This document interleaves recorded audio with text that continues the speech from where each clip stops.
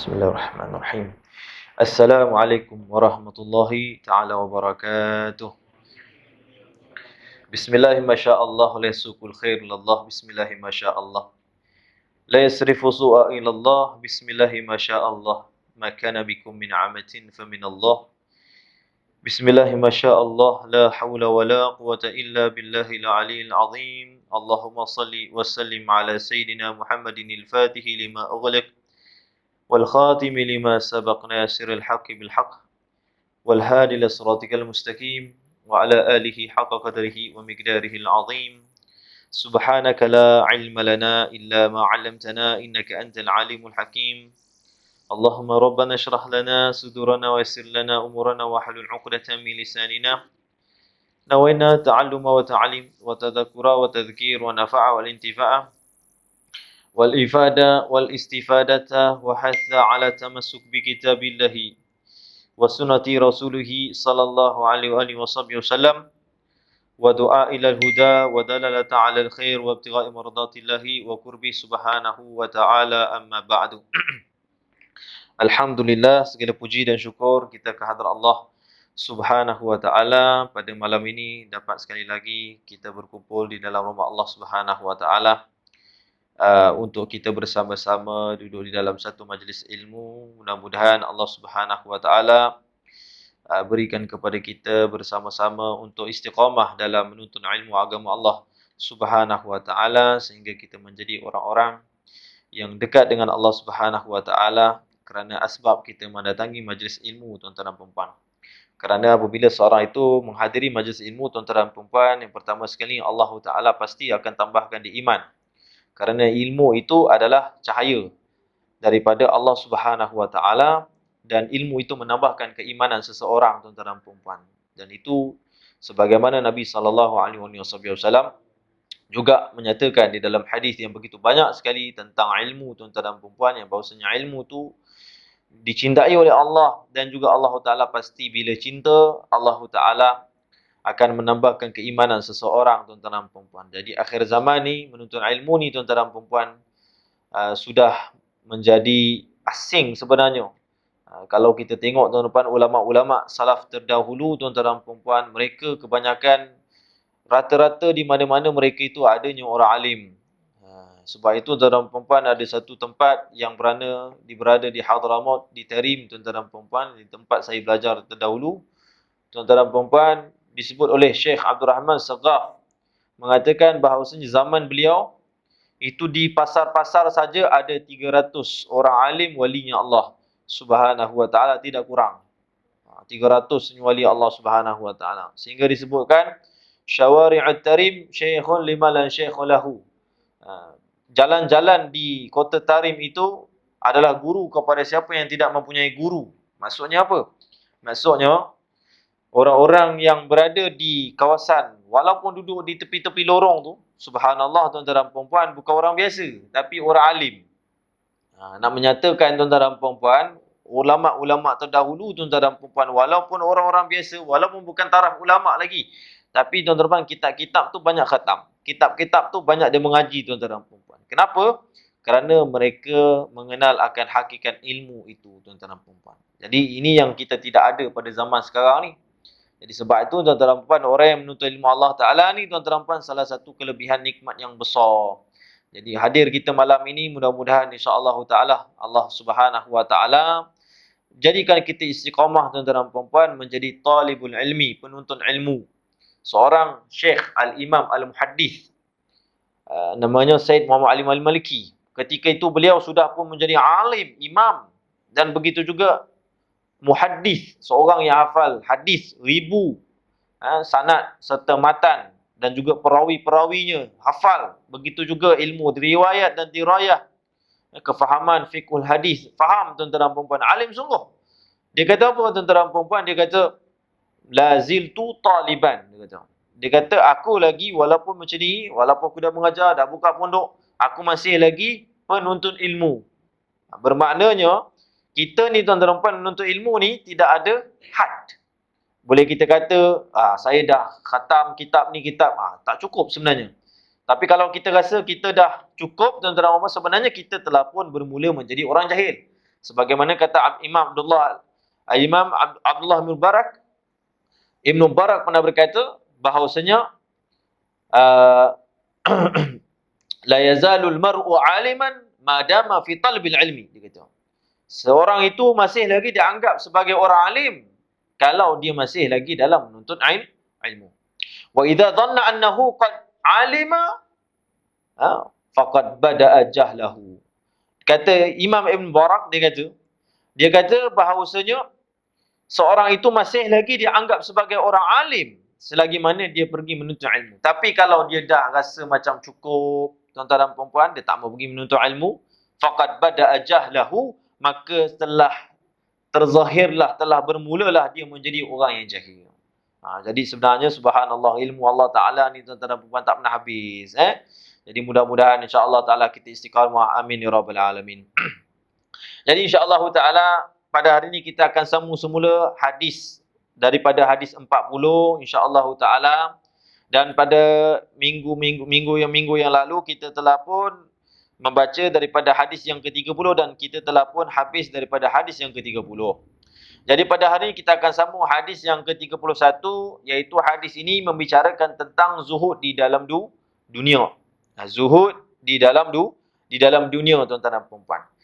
Daripada Abi Abbas Sahal bin Sa'ad As-Sa'idi radhiyallahu taala anhu, daripada Abi Abbas Sahal bin Sa'ad As-Sa'idi, salah seorang daripada sahabat Nabi sallallahu alaihi wasallam, dan nisbah As-Sa'idi itu nisbah kepada datuknya yang bernama Sa'idah, atau datuknya yang bernama Sa'idah, ataupun beliau itu asalnya daripada kabilah yang bernama Bani Sa'idah. Jadi kalau kita pergi Madinah tu, tuan-tuan dan puan-puan, ada satu tempat Bani Sa'idah, Nabi SAW buat bai'ah di situ. Jadi di situlah tuan-tuan dan puan-puan, dan begitu juga Khalifah Sayyidina Abu Bakar radhiyallahu taala anhu itu juga bai'ah di situ. Tuan-tuan dan puan-puan. Jadi inilah di antara sahabat Nabi sallallahu alaihi wasallam, tuan-tuan dan puan-puan, yang mana merupakan daripada sahabat Nabi sallallahu alaihi wasallam yang berjihad dengan Nabi sallallahu alaihi wasallam, tuan-tuan dan puan-puan.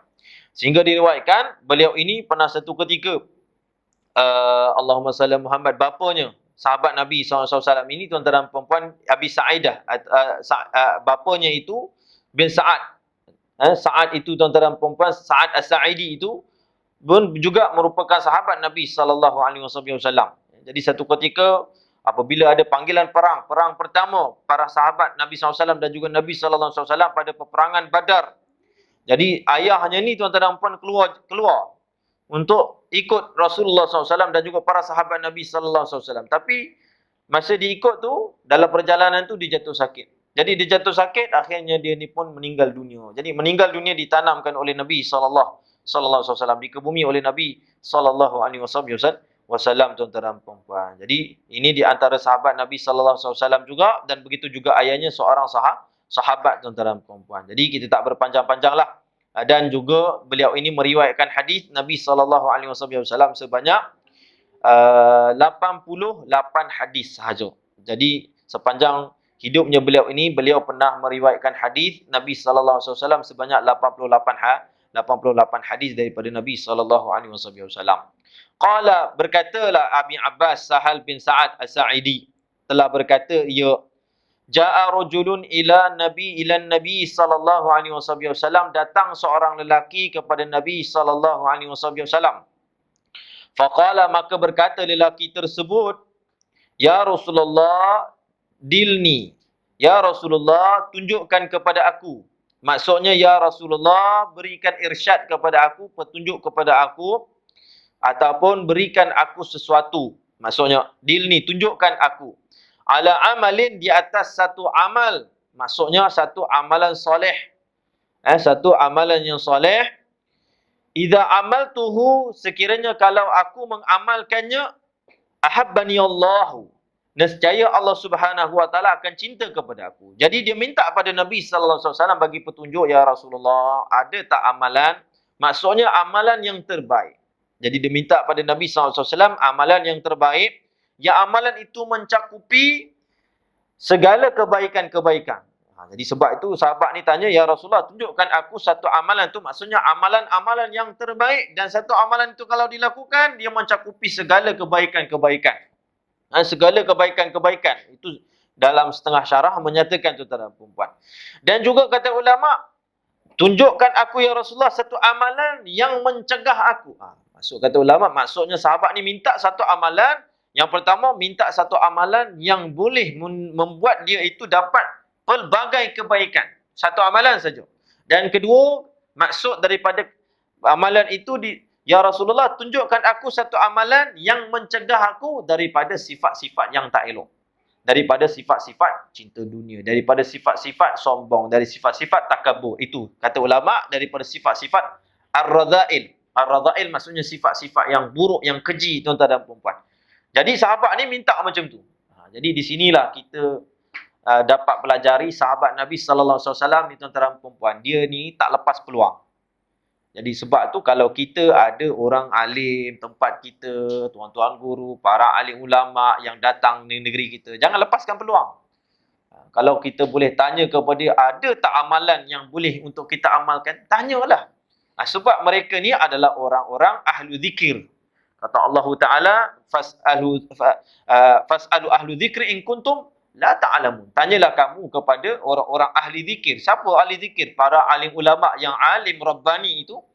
Sekiranya kalau kamu tidak mengetahui. Jadi di sini juga hadis mengajar kepada kita. Kita nak beramal sesuatu, maka kita kena ada guru.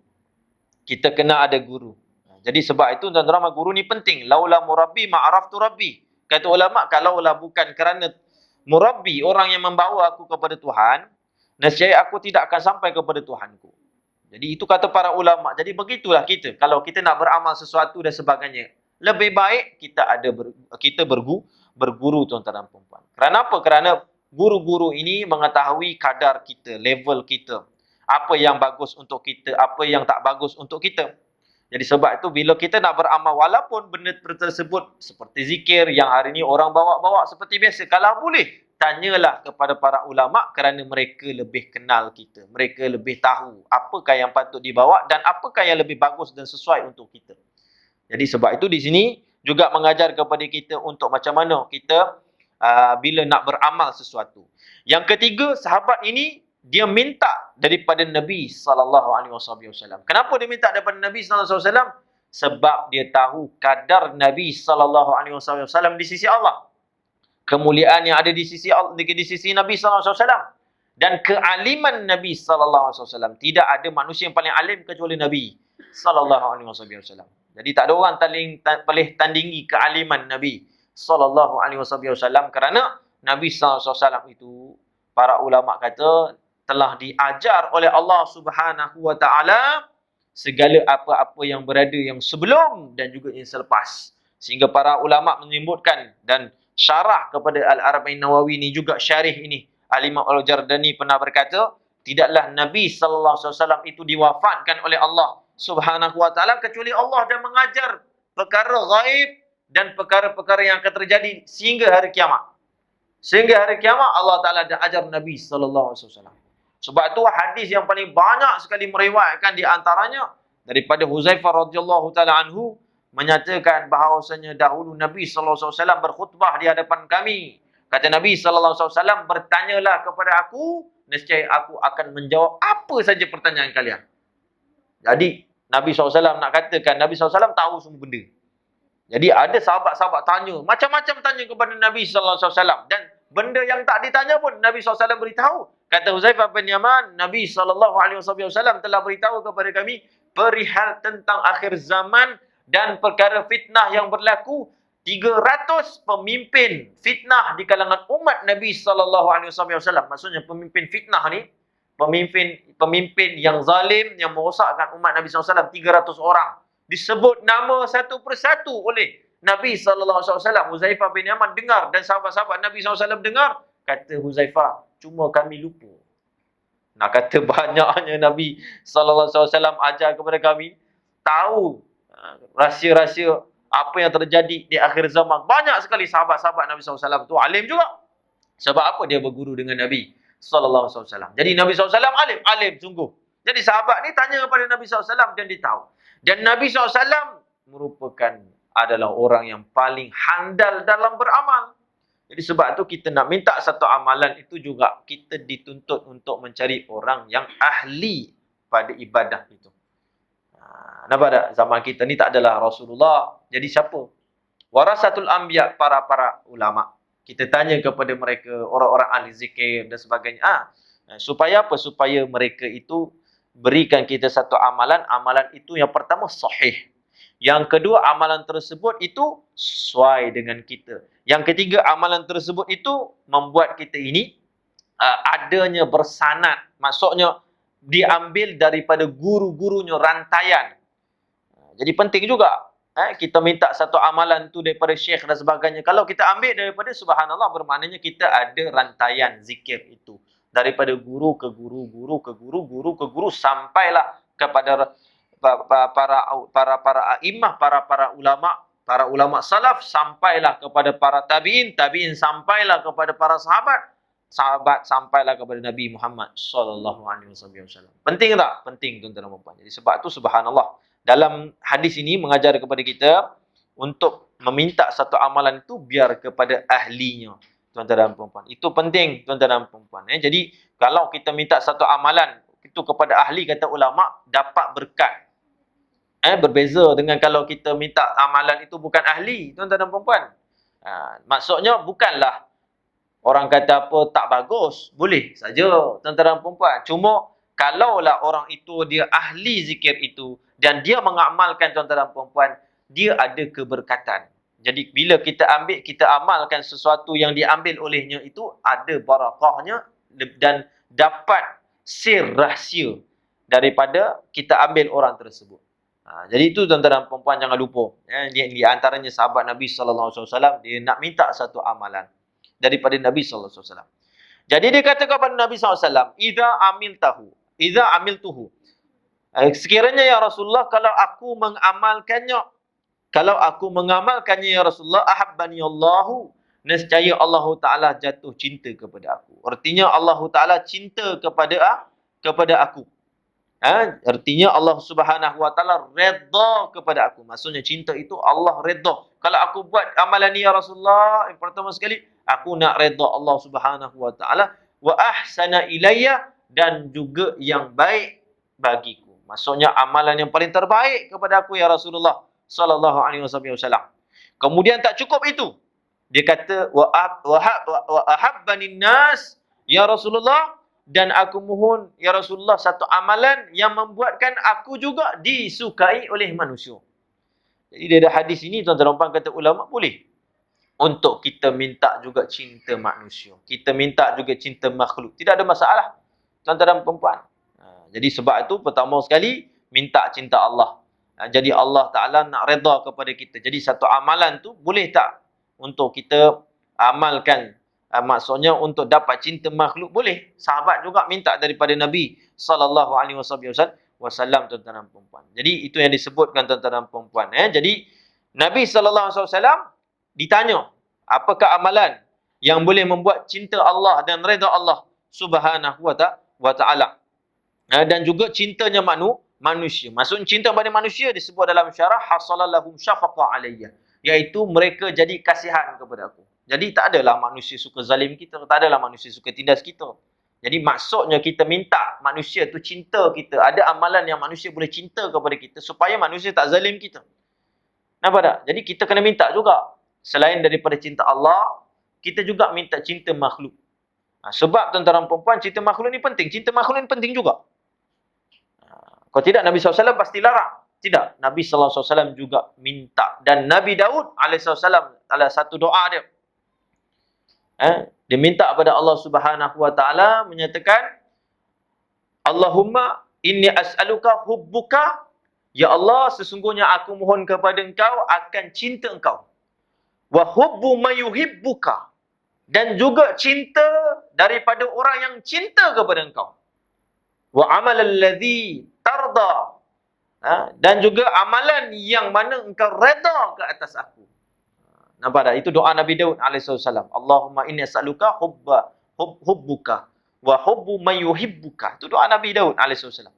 Jadi sebab tu sunnah Nabi SAW terdahulu pun, Nabi SAW pun dan juga sahabat Nabi SAW pun minta untuk dicintai oleh manusia, tuan-tuan dan puan. Jadi ada amalan boleh juga mendatangkan cinta pada manusia. Adapun cinta kepada Allah macam mana? Jadi kalau amalan itu kalau dicintai oleh Allah Subhanahu Wa Taala, maka Allah Taala akan redha. Allah Taala akan redha kepada orang tersebut. Kalau Allah Taala redha dan cinta kepada seorang, itulah cinta yang paling dahsyat sekali. Tak ada siapa yang boleh tandingi cintanya Allah Taala, tuan-tuan. Sebab cintanya Allah Taala itu tidak terhad. Cinta kita ni kepada orang yang kita cinta, pada isteri kita, kepada anak kita, kepada ibu kita terhad. Kenapa saya cakap terhad? Ya terhad. Bila kita tidur, tuan-tuan dan puan-puan, subhanallah, bila kita tidur, tuan-tuan dan puan-puan, kita ingat tak isteri kita? Kita ingat tak anak kita? Kita ingat tak ibu kita? Tak. Walaupun kita nyatakan orang yang paling cinta, yang kita cinta itu adalah isteri kita. Tapi bila kita tidur, hilang semua tu. Nampak tak? Bahkan kita tidur kadang-kadang kita empat pula isteri kita tu. Dia tengah tidur sakit. Nampak tak? Kita pula menyakiti dia. Kata cinta. Nampak tak? Hakikatnya begitu. Cinta makhluk ni terhad, tuan-tuan. Adapun cinta Tuhan, itu tuan-tuan dan puan tak pernah terhad. Maksudnya Allah Subhanahu Wa Taala cinta kepada kita ni, tuan-tuan dan puan, setiap saat. Sebab itu di antaranya kita ni kena minta cinta Allah Taala terdahulu lagi, melebihi daripada cinta manusia. Tapi kalau kita minta cinta manusia semata-mata, kita tidak minta cinta kepada Allah Subhanahu Wa Taala, maka kita akan temukan akan kekecewaan. Sebab itu kata ulama, kullu hubbin sataftariku illa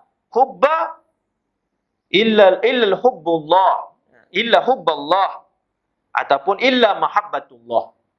Setiap cinta itu, kata ulama, pasti akan berpisah. Berpisah macam mana? Cinta macam mana pun. Berpisah juga. Time tidur, berpisah juga cinta dia. Habis cinta dia. Nampak tak? Itu masih hidup.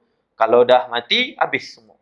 Cinta macam mana begitu? Cinta juga. Tapi tuan-tuan dan perempuan, tapi lama kelamaan, akhirnya rasalah nak kahwin lain. Isterinya dah tak ada. Suaminya dah tak ada. Begitulah kehidupan kita. Maknanya cinta kepada makhluk itu terhad. Dan cinta kita pun kadang-kadang kurang. Kadang-kadang okey.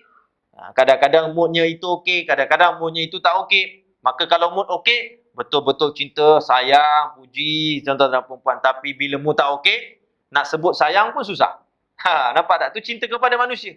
Adapun cinta kita kepada Allah, tuan-tuan dan perempuan, dan Allah Ta'ala cinta kepada makhluk, tuan-tuan dan perempuan, itu tidak pernah terhad.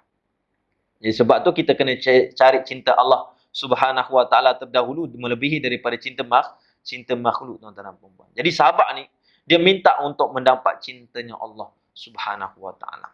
Jadi Allah Taala ni cinta tak kepada kita semua? Allah Taala cinta.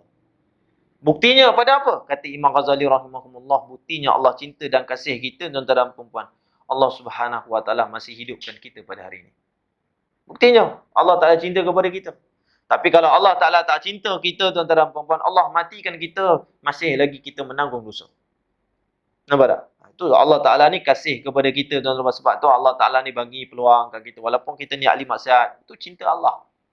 Kasih Allah Subhanahu Wa Ta'ala, maka Allah bagi umur panjang sikit supaya dia dapat bertobat. Supaya dia dapat tambah amal ibadah yang mendatangkan rahmat Allah Ta'ala untuk masuk syurga Allah. Dan dijauhkan daripada kemurkaan Allah Subhanahu Wa Ta'ala, masuk dalam api neraka Allah Subhanahu Wa Ta'ala. Dan bukti lagi cinta Allah. Kita tengok Allah Ta'ala bagi iman kepada kita. Berapa ramai manusia, berapa bilion manusia hidup, tuan-tuan dan perempuan, tak ada iman. Berapa ramai manusia hidup, tak pernah sebut nama Allah, tak pernah. Kenal Allah, tak pernah. Sebut nama Allah pun tak pernah. Ada manusia yang hidup macam tu, tuan-tuan dan perempuan. Sebab itu kata guru saya lah, Habib Umar bin Hafid, menyatakan bahawasanya apabila seorang itu menyebut nama Allah Subhanahu Wa Ta'ala, sebenarnya itu Allah yang ingin disebut. Allah yang ingin disebut, tuan-tuan dan perempuan.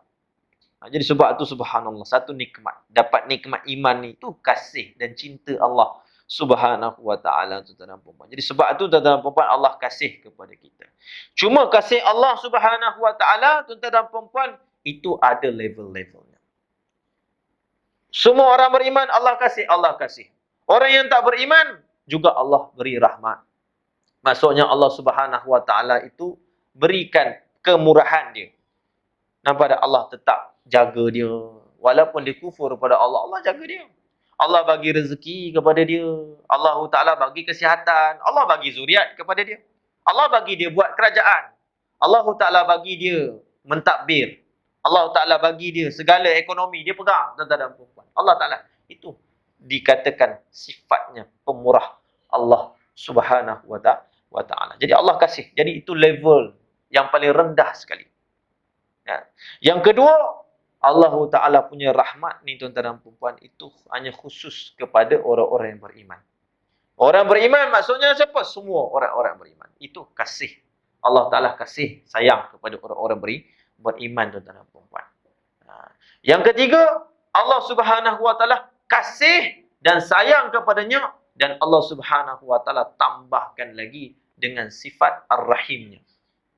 Allah Subhanahu wa Ta'ala tambahkan lagi dengan sifat Rahim. Ini hanya terkhusus kepada orang-orang yang soleh, orang-orang yang taat kepada Allah, orang-orang yang betul-betul beriman pada Allah Subhanahu wa Ta'ala, maka Allah Ta'ala itu berikan kepadanya kasih sayang secara khusus. Dan inilah yang diberikan, ditibarkan orang-orang beriman, orang-orang soleh, maka dapat kasih sayang ni tak sama dengan orang-orang yang beriman tapi fasik. Orang beriman sayang juga Allah Ta'ala, tapi Allah Ta'ala belum kasih sangat pada dia. Tapi kalau yang ketiga ni, Allah Ta'ala kasih dia, macam mana Allah kasih? Itu yang diriwayat dalam Imam Bukhari. Macam mana Allah Ta'ala bila kasih kepada seorang?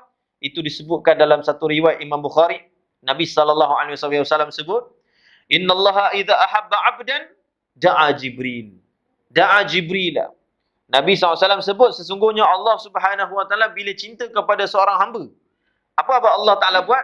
Kata Nabi SAW, Allah akan panggil malaikat Jibril. Wahai Jibril, mengatakan, Inni uhibbul fulana. Wahai Jibril, sesungguhnya aku ini sangat cinta kepada fulan ni. Aku sangat cinta kepada Muhammad. Aku sangat cinta kepada Aisyah. Aku sangat cinta kepada Abu Bakar. Disebut tuan-tuan satu persatu. Kalau nama kita, kalau kita cinta, dicintai oleh Allah, Allah sebut nama kita. Allah kata fulan kepada malaikat Jibril alaihissalam, aku cinta orang ni, kata Allah Subhanahu wa Ta'ala. Summa yunadi fis sama fayaqul Inna Allah yuhibbul fulan. Maka kata Nabi SAW, Allah Ta'ala berkata kepada malaikat Jibril, Ya Jibril, uhibbu hadzal fulan. Wahai Jibril, cintalah orang ini sebab aku cinta orang ni. Jadi Allah beritahu kepada malaikat Jibril, wahai Jibril, kamu kena cinta orang ni sebab aku cinta orang ni. Kata Allah Subhanahu wa Ta'ala kepada malaikat Jibril. Fa yuhibbu Jibrilu, maka malaikat Jibril itu pun cinta orang ini, tuan-tuan dan puan. Bila malaikat Jibril cinta, apa malaikat Jibril buat? Apakah kadar itu saja? Tak. Kata Nabi SAW, summa yunadi ila samai. Kemudian malaikat Jibril itu memanggil ahli langit. Ahli langit. Ahli langit ni sikit ke banyak? Banyak. Nabi SAW naik Isra' wal-Mi'raj. Tuan-tuan dan puan, Nabi SAW naik Isra' wal-Mi'raj. Nabi SAW sampai di daripada langit yang pertama. Jadi Nabi SAW bila sampai langit pertama, ketika itu ada satu malaikat. Kata Nabi SAW, aku lihat dia besar sekali. Nabi SAW nampak banyak malaikat. Besar sekali, kata Nabi SAW. Tingginya, kata Nabi SAW, 1000 tahun perjalanan. Bayangkan, 1000 tahun perjalanan, tuan-tuan. Subhanallah. Dan riwayat 1000 tahun. Subhanallah. Perjalanan kita nak pergi 1000 tahun. Panjang, tuan-tuan dan puan. Malaikat itu. Dan kata Nabi SAW, kirinya tidak diketahui. Besar. Tak tahu mana penghujung kirinya. Dan kanannya tak diketahui. Kata Nabi SAW. Maka kata Nabi SAW, tuan-tuan dan puan, di hadapan malaikat itu, ada 70,000 para malaikat di hadapan. 70,000 para malaikat, tuan-tuan dan puan. Dan setiap satu daripada 70,000, kata Nabi SAW, ada lagi 100,000 para malaikat di hadapan. Setiap satu daripada 70,000. Itu kata Nabi SAW, bau langit pertama ni, tuan-tuan dan puan. Itu yang Nabi SAW tengok di hadapan dia. Belum tengok di belakang, belum tengok di bawah, belum tengok di atas lagi. Itu yang di hadapan Nabi SAW. Begitu banyak sekali, tuan-tuan dan puan, para malaikat. Sebab itu dalam hadis Nabi SAW kata, tidak ada sejengkal yang ada di langit itu kecuali adanya para malaikat sujud pada Allah. Adanya para malaikat sujud pada Allah Subhanahu wa Ta'ala. Banyak sekali. Dalam satu riwayat, ini hadis diriwayatkan oleh Imam Ibn Hajar Al-Asqalani dalam kitab Fathul Bari. Tuan-tuan dan puan-puan. Mungkin tuan-tuan dan puan tanya, Ustaz, mana dalil? Itu disebut dalam kitab Fathul Bari, disebut hadis ini, tuan-tuan dan puan-puan. Ada juga satu riwayat Imam Baihaqi, tuan-tuan dan puan-puan. Nabi SAW bersabda, ketika aku malam di mi'rajkan oleh Allah Subhanahu Wa Taala, maka aku pergi ke langit keempat. Maka bila aku sampai langit keempat, ketika itu Nabi SAW sebut bahawasanya di situ aku nampak satu sungai. Maka aku tanya kepada malaikat Jibril, wahai Jibril, sungai apakah ini? Malaikat Jibril mengatakan, inilah sungai yang mana aku diperintah oleh Allah Subhanahu Wa Taala setiap hari untuk berendam di dalamnya, masuk di dalam sungai ini. Dan setiap kali aku merendam padanya setiap hari, maka seluruh daripada titisan air daripada kepak-kepakku ini, kata malaikat Jibril alaihissalam, daripada sayap-sayapku ini, itu Allah Ta'ala jadikan malaikat-malaikat Allah Subhanahu Wa Ta'ala. Dan daripadanya 70,000 akan dibawa pergi langit ke-7, kata malaikat Jibril alaihissalam, dan masuk ke dalam satu tempat yang dinamakan Baitul Ma'mur. Baitul Ma'mur itu maksudnya tempat yang dimakmur, rumah yang dimakmur oleh para malaikat. Dalam hadis lain Nabi SAW sebut, kemudian para malaikat 70,000 setiap hari para malaikat masuk ke dalamnya, walam ya'udu ilaih. Para malaikat itu tidak kembali lagi. Maksudnya setiap hari dia masuk, tuan-tuan dan puan-puan, tak keluar dah. Besarnya Baitul Ma'mur, 70,000 para malaikat. Bayangkanlah para malaikat. Subhanallah. 70,000 daripada setiap sayap. Setiap sayap daripada tuan-tuan dan puan-puan itu dilahirkan, dijadikan oleh Allah Ta'ala para malaikat. Itu satu bulu, bukan setiap sayap. Satu bulu. Tuan-tuan dan puan-puan bayangkan. Itulah dikatakan Nabi SAW, tuan-tuan dan puan. Maka malaikat Jibril panggil. Apa kata malaikat Jibril? Fayunadi ahlas sama. Nabi SAW kata malaikat Jibril panggil ahli langit. Semua ahli langit dengar. Sebab malaikat Jibril ni, tuan-tuan dan puan, bila dia cakap, semua dengar. Summa ahli sama, ya innallaha yuhibbul fulana, wahai orang langit, wahai ahli langit, sesungguhnya Allah Ta'ala itu sangat cinta kepada fulan ini. Fa uhibbu, cintalah kalian orang ini. Fa yuhibbu ahlas sama, maka semua ahli langit itu cinta kepada orang yang di dalam dunia ini yang disebut nama oleh Allah Subhanahu Wa Ta'ala, tuan-tuan dan puan-puan. Kemudian kata Nabi, summa yudha'u lahu qabulu fil ard. Kemudian kata Nabi SAW, Allah Ta'ala menjadikan baginya orang tersebut itu qabul fil ard. Maksudnya penerimaan di muka bumi ini. Maksudnya apa? Segala apa yang dia buat, tuan-tuan dan puan-puan, Allah Ta'ala kabulkan. Allah Ta'ala kasih. Apa yang diinginkan di dalam dunia ni Allah Ta'ala bagi. Sebab apa? Allah dah kasih kepada orang. Nampak tak? Sebab tu Nabi SAW ni doanya sangat mustajab. Sebab dia lah orang yang paling dicintai oleh Allah Subhanahu Wa Ta'ala. Dan begitu juga maksudnya penerimaan, manusia-manusia ni juga akan kasih. Manusia-manusia ni akan kasih. Sebab tu ulama-ulama menyarankan kepada kita untuk kita cari cinta Allah Ta'ala dulu. Kita cinta kepada seorang, kita nak bernikah dengan dia, kita suka kepada dia, tuan-tuan dan puan-puan. Jangan kita terlalu over untuk mencari cinta dia semata-mata. Tapi kalau kita betul cinta dia, kasih kepada dia, cari cinta Allah Ta'ala. Maka Allah Ta'ala akan bagi kita cinta yang lebih sesuai untuk kita, dan kita dicintai oleh Allah Subhanahu Wa Ta'ala, dan makhluk tersebut akan mencintai kita dengan sebenar-benarnya. Sebab itu kata Allah Subhanahu Wa Ta'ala, innal ladzina amanu wa amilus solihat sayaj'aluhumur rahmanu wudda. Sesungguhnya orang-orang yang beriman pada Allah, percaya dengan Allah Subhanahu Wa Ta'ala, dan juga beramal soleh, kata Allah Subhanahu Wa Ta'ala, nescaya Allah Ta'ala akan menjadikan baginya itu akan cinta. Maksudnya Allah Ta'ala akan jadikan baginya itu kasih sayang. Siapa kasih sayang? Allah kasih dia, para malaikat kasih dia, para nabi kasih dia, dan seluruh makhluk akan kasih kepada dia. Nampak tak? Jadi sebab tu pentingnya kita ni cari cinta Allah. Jadi sahabat ni minta pada Nabi SAW, ada tak ya Rasulullah amalan yang boleh mendatangkan cinta aku? Cintanya Allah Subhanahu Wa Ta'ala kepada aku ya Rasulullah sallallahu alaihi wasallam, tuan-tuan dan puan-puan. Dan juga cinta manusia nanti kepada aku. Jadi tak ada masalah untuk kita cari cinta manusia, silakan tuan-tuan dan puan-puan. Tapi ingat, kita cinta macam mana pun tuan-tuan dan puan-puan, jangan melebihi daripada cinta Allah Sesungguhnya Allah Ta'ala itu sangat cemburu, maha cemburu, kata Nabi SAW.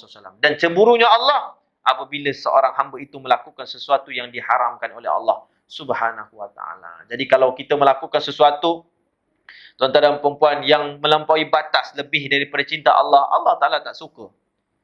Sebab Allah Ta'ala yang berhak untuk kita cinta. Meskipun ibu kita, tuan-tuan dan perempuan, dia adalah manusia yang melahirkan kita, tuan-tuan dan perempuan, tapi cintanya ibu kita itu tidak mampu menandingi cintanya Allah. Ibu itu cinta kepada kita, tapi bila terlelap, hilang cintanya.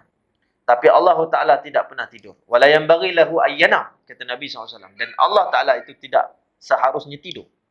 Pasti Allah Ta'ala setiap saat itu, tuan-tuan dan perempuan, memelihara kita. Dan Allah yang lebih berhak untuk kita cari. Pada hari ini kita lebih fokus cinta pada makhluk, tuan-tuan dan perempuan, yang menyebabkan kita kecewa dan sebagainya. Kenapa kita tidak mencari cinta Allah Subhanahu Wa Ta'ala? Dia yang memberikan kita makan, minum, pakaian, kesihatan. Dia berikan kita rezeki, dia berikan kita anak-anak. Allah. Sebab itu kata Nabi SAW, "Uhibbullaha lima yaghdikum bihi min ni'amih." Cintalah Allah, kata Nabi SAW. Kamu kena cinta Allah, kata Nabi SAW. Sebab apa? Allah dah bagi banyak nikmat kepada kamu. Jadi nak cinta Allah macam mana? Cinta Allah, tengok pada diri. Wa fi anfusikum afala tubsirun, kata Allah. Dan pada diri kamu, kamu tak lihat ke? Kamu tak tengok ke? Kita hidup puluhan tahun ni, tuan-tuan dan perempuan. Pernah tak kita ungkap, Ya Allah, aku cinta kau. Ya Allah, aku kasih kepada kau, Ya Allah. Ya Allah, aku rindu kepada kau, Ya Allah. Pernah tak kita sebut, tuan-tuan dan perempuan? Duduk atas jajah, kita fikir. Pernah tak? Kita lebih sebut banyak cinta ni kepada makhluk. Cinta kita kepada harta, cinta kita kepada isteri, cinta kita kepada anak, lebih daripada cinta Allah Subhanahu Wa Ta'ala. Subhanallah. Tuan-tuan dan perempuan. Jadi subhanallah, sahabat ni minta cintanya Allah Subhanahu Wa Ta'ala. Salah satu amalan yang dahsyat dia minta daripada Nabi sallallahu alaihi wasallam. Maka Nabi SAW jawab. Kata Nabi sallallahu alaihi wasallam, faqala Rasulullah SAW lirujul. Nabi SAW berkata kepada lelaki tersebut, kata Nabi SAW, izhad fid dunya. Kata Nabi sallallahu alaihi wasallam, hendaklah kamu berzuhud di dalam dunia ini, kata Nabi sallallahu alaihi wasallam. Itulah amalan yang dicintai oleh Allah. Maksudnya, hendaklah kamu berpaling dengan dunia ini. Maksudnya kamu berpaling hati kamu daripada dunia. Bukan bermaknanya kamu meninggalkan dunia yang sudah diberi oleh Allah. Bukan itu yang dimaksud oleh Nabi SAW. Bermaknanya kamu kena paling cinta dunia. Kerana cinta dunia tidak akan bersatu dengan cinta Allah. Allah punya cinta tidak akan bersatu. Kata Imam Syafi'i rahimahumullah, kadzaban manidda'a. Tipu, kata Imam Syafi'i rahimahumullah, orang yang mengatakan, orang yang mendakwa, manidda'a yuhibbullah wa yuhibbud dunya. Dia cinta kepada Allah dan dia juga cinta kepada dunia. Kata Imam Syafi'i, tipu, kata Imam Syafi'i. Pembohong, kata Imam Syafi'i. Sebab apa? Orang kalau cinta dunia, dia tak akan cinta Allah. Kata Imam Syafi'i, kerana tidak pernah bersatu cinta dunia dan juga cinta Allah Subhanahu Wa Ta'ala. Jadi sebab itu, tuan-tuan dan puan, kata Nabi SAW ni, di antara amalan yang boleh datangkan cinta Allah ni adalah berpaling daripada dunia. Maksudnya tidak meletakkan cinta itu, dunia itu di dalam hati kita, tuan-tuan dan puan. Dalam syarah sebut, wala tubali bi ikbaliha wa idbariha. Dan jangan, maksudnya kamu zuhud pada dunia ni, jangan kamu peduli kalau dunia itu datang dan dunia itu berpaling dengan kamu. Jangan risau. Jangan kamu pening. Jangan kamu risau dan jangan kamu kalut. Kata Nabi SAW. Itu maksudnya zuhud, tuan-tuan dan perempuan. Jadi zuhud itu maksudnya apa? Iaitu kita, kata para ulama, mengambil dunia itu dengan sekadar yang perlu sahaja. Itu maksud zuhud. Ada setengah orang faham zuhud ni maknanya kita kena tinggal dunia 100%. Kalau dah bekerja dulu, sudah berhenti bekerja, sekarang duduk di masjid. Tak ada, bukan zuhud yang macam tu. Zuhud yang sebenar, tuan-tuan dan perempuan, itu di hati. Bukan hanya pada pakaian. Bukan hanya pada kereta. Kereta biar buruk lah. Rumah biar buruk lah. Bukan macam tu zuhud yang dimaksudkan, tuan-tuan dan perempuan. Zuhud itu yang dikatakan Sayyidina Ali radhiyallahu ta'ala anhu, afdal zuhri ikhfa'u zuhud. Sebaik-baik zuhud adalah menyembunyikan zuhud. Maksudnya zuhud di dalam hati. Sebab tu ada ulama-ulama yang kaya raya, ada. Para sahabat Nabi SAW yang kaya raya, ada. Ada para sahabat Nabi SAW yang pakar ekonomi, yang alim di dalam perniagaan, yang kaya raya, Abdurrahman bin Auf. Siapa yang tak kenal? Hartanya begitu banyak. Pernah satu ketika dia pergi tijarah, pergi ke Syam, itu jual beli tuan-tuan dan puan-puan. Dia bawa harta-hartanya masuk ke kota Madinah tuan-tuan dan puan-puan. Bergegar kota Madinah. Sebab apa bergegar? Unta-untanya ratusan balik bawa harta keuntungan. Subhanallah. Maka tuan-tuan dan puan-puan, pertama sekali yang dia ziarah ketika itu setelah wafat Rasulullah SAW. Abdurrahman bin Auf ziarah kepada Ummul Mukminin Aisyah radhiyallahu taala anha, ziarah. Lalu Ummul Mukminin Aisyah radhiyallahu taala anha tahu bahawasanya dia membawa harta yang begitu banyak sekali. Lalu dia meriwayatkan satu hadis kepada Abdurrahman bin Auf mengatakan, aku mendengar Nabi sallallahu alaihi wasallam bersabda dalam hadis, sesungguhnya orang-orang miskin itu mendahului daripada orang-orang yang kaya memasuki dalam syurga itu seperti separuh hari di dunia. Bermaknanya separuh hari di dunia 500 tahun di akhirat. Maknanya mereka dah masuk ke dalam syurga sebelum orang-orang kaya 500 tahun. Subhanallah. Mereka dah makan, mereka dah minum, mereka dah lepak-lepak, dah jumpa Nabi, dah lihat Allah. Subhanallah. Dan tuan-tuan puan, orang kaya baru masuk. Abdurrahman bin Auf bila dengar ni tuan-tuan puan, bergetar kaki dia. Akhirnya dia keluar daripada rumah Ummul Aisyah. Dia mengatakan, wahai hamba-hamba, kalian nak ambil apa? Ambil. Wahai ahli Madinah, siapa perlukan harta? Ambil. Menangis dia tuan-tuan puan dengan hadis ni. Takut dia.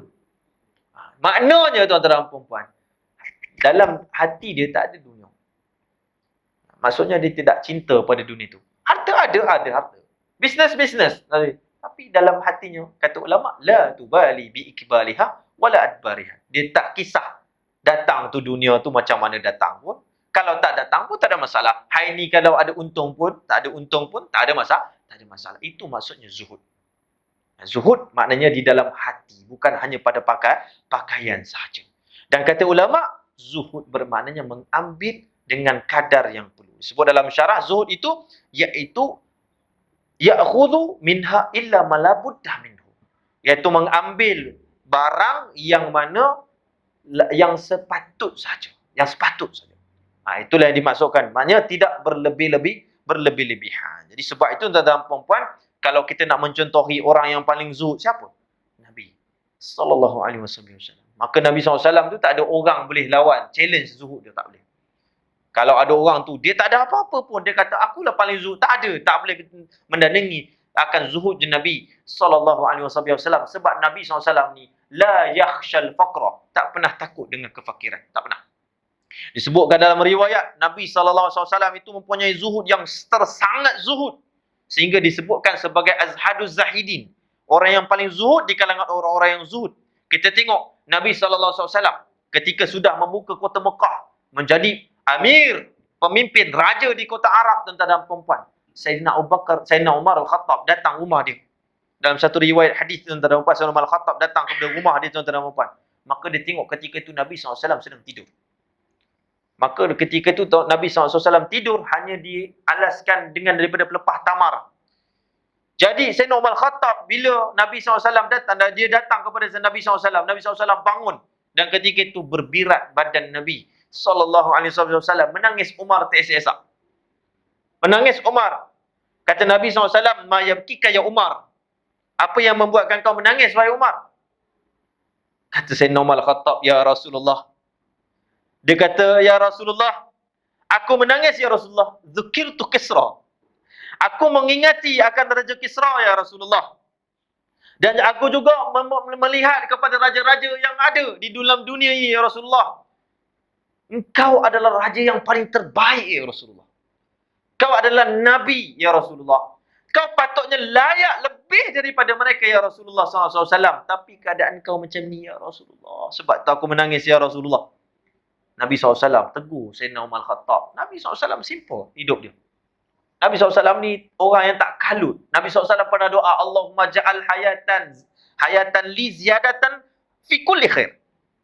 Ya Allah, kalau aku hidup ya Allah, jadikan kehidupan aku ni tambah dalam kebaikan. Wa ja'al mauta. Dan Allah jadikan kematian aku mautali Mautali dara'an min kulli syarrin.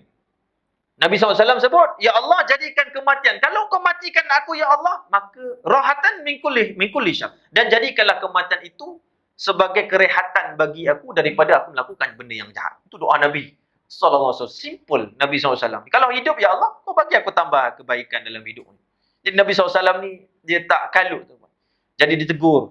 Sayyidina Umar Al-Khattab radhiyallahu taala anhu, tuan-tuan dan puan, kata Nabi sallallahu alaihi wasallam kepada Sayyidina Umar Al-Khattab, "Afi syakki anta ya Umar, ya Ibn Al-Khattab. Apakah kau ni mempunyai syak? Kau ni tak yakin ke Umar Ibn Al-Khattab? Amma tarda an takuna lahumud dunya wa lana al-akhirah?" Kau tak redha ke yang bahawasanya mereka tu diberikan harta dunia, kekayaan, diberikan pelbagai nikmat hanya semata-mata di dunia. Ammalana al-akhirah. Kau tak redha ke yang bahawasanya nanti di akhirat Allah Taala akan bagi kepada kita nanti di akhirat yang kekal abadi. Jadi Nabi SAW tegur Sayyidina Umar Al-Khattab, tuan-tuan dan puan-puan. Itu kata Nabi SAW. Maka Nabi SAW mengatakan kepada Umar Al-Khattab, "Fahuwa kadzalika. Ulaika ajaltu lahum wa ulaika ujilat lahum tabaihim fi hayatihim dunya." Maka mereka dapat bahagian-bahagian yang mereka di dalam dunia itu Allah bagi, tapi kat akhirat Allah tak bagi. Adapun kita selama-lamanya, kata Nabi sallallahu alaihi wasallam. Itulah Nabi sallallahu alaihi wasallam. Maka Sayyidina Umar Khattab ni, tuan-tuan dan puan, dia tiru cara Nabi sallallahu alaihi wasallam. Satu hari tu, tuan-tuan dan puan, satu utusan datang daripada negara barat untuk bertemu, untuk membawa surat kepada Umar Al-Khattab. Masa ketika itu Sayyidina Umar Al-Khattab jadi khalifah. Jadi datanglah, tanya orang-orang Madinah, di mana istana khalifah? Orang kata, mana ada istana khalifah? Rumah adalah rumah. Di mana rumah? Ditunjuk rumah. Allahu Akbar, dhaifnya rumah. Bila ketuk-ketuk pintu, tuan-tuan dan puan, pegawai tak ada, pengawal pun tak ada. Allahu Akbar. Tukang cuci kereta pun tak ada. Apa pun tak ada, tuan-tuan dan puan. Keluar anak lakinya Ibnu Umar, Abdullah bin Umar. Tanya Abdullah bin Umar, kamu nak apa? Kami ni utusan daripada raja sekian-sekian. Kami nak jumpa kepada khalifah. Raja kamu. Dia kata, raja tak ada. Raja ada di masjid. Maksudnya Amir Khalifah ada di masjid. Pergi cari kat masjid. Pergilah cari kat masjid, tuan-tuan dan puan. Sampailah mereka itu ke Masjid Nabawi, tuan-tuan dan puan. Dia tanya, di manakah khalifah kamu? Raja kamu. Dia kata, tu tengah tidur. Terkejut dia, tidur. Kat mana tidur? Tidur, rupa-rupanya tidur dialaskan dengan daripada pelepah tamar. Terkejut. Lalu mereka mengatakan, dahsyat. Ini seorang raja yang menawan negara kami. Ini seorang raja yang menghantar daripada batalion-batalion, panglima-panglimanya menawan, mengalahkan kami. Sedangkan tiada istana, tiada kereta-kereta yang mewah, tunggangan-tunggangan yang hebat, kecuali tidur di bawah pelapar tamar saja. Terkejut dia, tuan-tuan dan puan. Subhanallah. Itu Sayyidina Umar Khattab radhiyallahu taala anhu. Subhanallah. Jadi kalau ada Allah bagi, Allah bagi. Sebab itu disebut dalam syarah juga. Tengok dalam hadis. Begitu dahsyatnya Nabi SAW tentang kezuhudan. Dalam satu kitab Asy-Syifa riwayatkan bahawasanya malaikat Jibril pernah datang kepada Nabi SAW. Tanya kepada Nabi SAW, "Atuhibbu an aj'ala laka hadhihi jibal?" Allah Ta'ala berkata kepada engkau, wahai Nabi Muhammad, bahawasanya Allah bertanya, wahai Nabi Muhammad, kamu nak tak aku jadikan kamu gunung ganang yang berada di Madinah ini menjadikan emas bagi engkau? Kalau kamu nak, Allah Ta'ala buat. Kalau kamu nak, Allah Ta'ala buat. Maka Nabi SAW tundukkan kepala dia. Nabi SAW tundukkan kepala dia. Sebab bukan itu yang Nabi SAW mahukan. Nabi SAW berkata, ya Jibril, wahai Jibril, mali walid dunya. Wahai Jibril, aku tak mahu dunia. Aku tak mahu dunia, wahai Jibril. Kata Nabi SAW, ad-dunya daru man la darulah. Dunia ni adalah negeri yang mana tidak ada negeri yang sebenar. Dia sebenarnya bukan negeri yang sebenar.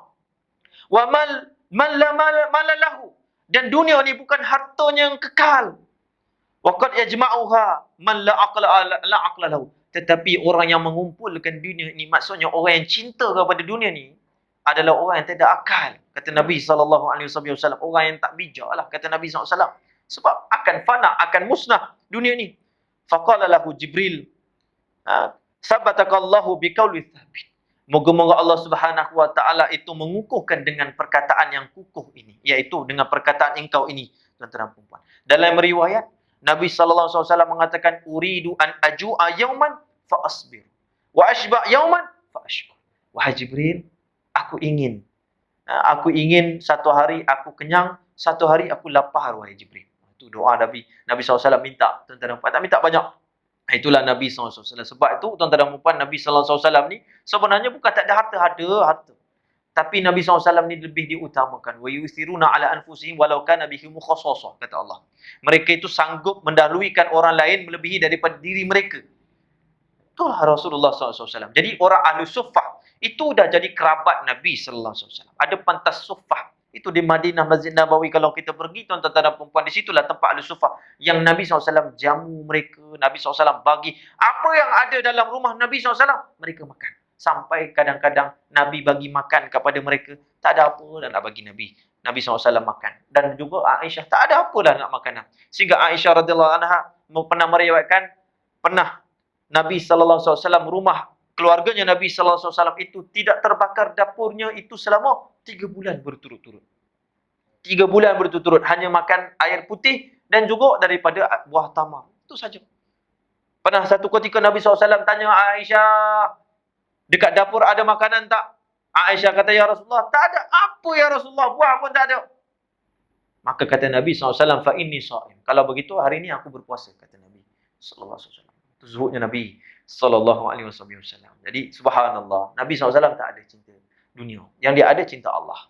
Jadi, insyaAllah ta'ala, tuan-tuan dalam hadis ini, mengajar kepada kita macam mana dapat cinta Allah, itulah. Maksudnya kita cinta pada Allah Ta'ala dan tidak cinta kepada dunia, itulah mendatangkan cintanya Allah Subhanahu wa Ta'ala, tuan-tuan dan puan-puan. Kerana dunia ni tak ada daripada nilai yang sebenar. Dalam hadis Nabi SAW mengatakan, "Lau kanatid dunya ta'dilu 'indallahi junahan ba'udatan ma saqiya kafiran min hasyurbatil ma'." Kata Nabi SAW, kalaulah dunia ni ada nilai di sisi Allah, yang hari ni orang berebut, orang sanggup sihir orang lain, kedai-kedai makan sihirnya orang tu. Sampai kembung perut orang tu berubat, tuan-tuan dan puan-puan. Dia sanggup sihir sampai orang tak nampak, kau tutup kedai ke? Sebulan aku tak nampak kedai kau. Ada. Orang Melayu kita ni, tuan-tuan dan puan-puan, cinta dunia. Yang dia kejar dunia tu. Yang dunia ni tak ada apa-apa. Kata Nabi Nuh AS, orang bertanya kepadanya, wahai Nabi Nuh, anta atwal anbiya amran. Kau adalah Nabi yang paling panjang umur. Macam mana hidup kau dalam dunia? Kata Nabi Nuh AS, aku ni duduk dalam dunia, umur yang aku begitu panjang, 950 tahun berdakwah. Bayangkan, subhanallah. Itu 950 tahun, 50 tahun berdakwah. Hidupnya lebih daripada itu, tuan-tuan dan puan-puan. Dia kata apa? Tidaklah aku menganggap dunia ini seperti rumah yang aku masuk daripada pintu hadapan dan keluar daripada pintu belakang. Itulah dunia. Cepatnya. Ya, ini kita berabut adik-beradik pasal tanah. Ya, ini kita berebut tuan-tuan dan puan-puan sampai kita main sihir. Sampai kita putus silaturahim, sampai kita lawan lawyer nak dapatkan tanah itu. La haula wala quwata illa billah, tuan-tuan dan puan-puan. Kata Nabi SAW, kalaulah dunia ni ada di sisi Allah Ta'ala nilainya sebesar sayap nyamuk. Kata Nabi SAW, ma saqiya kafiran min hasyur batal ma. Nescaya Allah Ta'ala tak nak bagi orang yang tidak beriman kepada Allah Ta'ala walaupun seteguk minuman, kata Nabi SAW. Maknanya, kalau ada nilai sebesar sayap nyamuk, tapi sebab tak ada nilai, Allah bagi semua. Allah Ta'ala bagi kekayaan. Orang tak beriman, kaya. Orang yang fasik, semakin kaya. Semakin dahsyat. Semakin. Tapi Allah Ta'ala sebut, saya stadrijumuhum haitsu la ya'lamun. Allah bagi mereka istidraj sampai mereka tak rasa. Cinta dunia, cinta dunia. Kaya. Akhirnya mati, tak ada amal. Akhirnya mati, tak ada sebarnya dakwah. Akhirnya mati, tak sampai ilmu kepada orang. Akhirnya mati, tak kena Tuhan. Inilah musibah yang paling besar. Cinta dunia. Kata Nabi SAW, Ra'sul khati'ah, hubbud dunya, ra'su kullu khati'atin. Kata Nabi SAW, cinta kepada dunia adalah kepala kepada segala kejahatan. Hari ini kenapa orang sanggup sihir? Sebab cinta dunia. Hari ini kenapa orang sanggup tipu harta, scammer duit orang? Cinta dunia. Hari ini kenapa? Sebab hari ini orang-orang sanggup berbunuh adik-beradik. Sanggup penggal kepala mak bapak. Sebab hanya nak dapat RM100. Cinta dunia. Hari ini sanggup berperang dunia ini. Kenapa? Sebab cinta dunia. Jahatnya dunia ini, tuan-tuan dan puan-puan. Sebab itu dalam riwayat Imam Imam Al-Ghazali rahimahumullah menciptakan bab, tatkala Allah menciptakan dunia ni, Allah tak tengok pada dunia ni. Allah tak tengok. Setiap makhluk Allah cipta, Allah tengok. Adam, malaikat, Allah tengok tuan-tuan dan puan. Tapi dunia bila Allah cipta, Allah tak mau tengok dunia. Allah cipta. Maksudnya dunia ni tak ada apa-apa. Turun Nabi Adam AS dari syurga yang tertinggi tuan-tuan dan puan, turun ke dunia ini. Yang mana kita akan kembali balik untuk naik. Tapi kalau kita mau imarahkan dunia ni semata-mata cinta dunia tuan-tuan dan puan, akhirnya kita mati, kita tak akan pergi atas, kita pergi ke bawah neraka Allah Subhanahu wa taala. Mudah-mudahan Allah Subhanahu wa taala limpahkan mahabbah kita kepada Allah Subhanahu wa taala, dan Allah cinta kita disebabkan kita cinta Allah Subhanahu wa taala. Amin rabbal alamin. Saya mohon maaf tuan-tuan dan puan sekiranya terpanjang. Jadi insya-Allah kuliah kita yang terakhirlah. Nanti insya-Allah kita akan sambung nanti pada selepas raya lah. InsyaAllah ta'ala di dalam hadis Arba'in Nawawi ini insyaAllah tuan-tuan dan puan-puan. Jadi itu saja insyaAllah pada hari ini. Mudah-mudahan Allah Ta'ala beri manfaat kepada kita insyaAllah ta'ala. Amin rabbal alamin. Rabbana atina fid dunya hasanah wa fil akhirati hasanah wa qina adzabannar. Wa sallallahu ala sayyidina Muhammadin nabil ummi wa ala alihi wa sahbihi wa baraka sallallahu walhamdulillahi rabbil alamin.